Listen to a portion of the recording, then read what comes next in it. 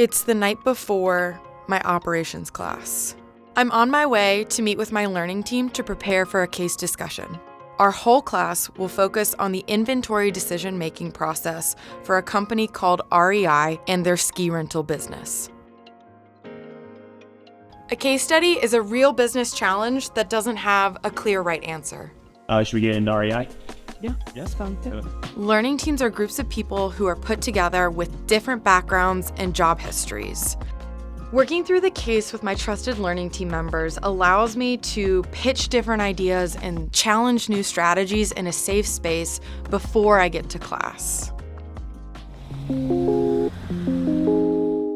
I get up pretty early. I want to get a run in before the day gets started so that I can clear my head and think on my feet throughout the day.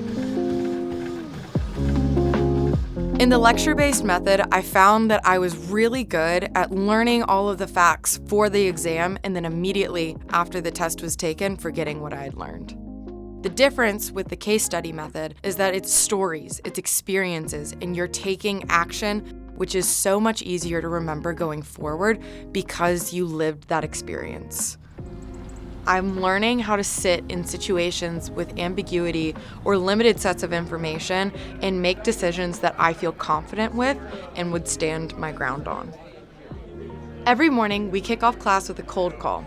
The cold call is when the professor asks one student, what is the managerial decision for the day? Section D, how you doing? Awesome! We are REI. We want to try to improve the rental business.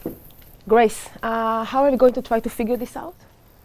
We used the queuing model to determine how many skis each should have in-house to properly meet demand and keep the queuing time or the amount of time that people have to wait between when they want their skis and when they actually get their skis down to less than a week. The classroom is based on the Socratic method, where professors help us build our judgment on what to do with complex problems. Each student has to defend their own answer against the rest of the class. This is exactly what we will be doing every day in our professional careers once we leave Darden.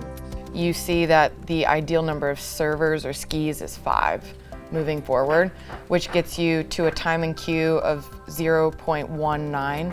Yeah, I was curious why you chose, I guess, the 0.19 and you chose 5 servers as opposed to 6, because the 6 would take your utilization down 15%, your time in queue down to 0.06. You got that by just taking the average of column B, correct? Yes, we didn't pull out the people.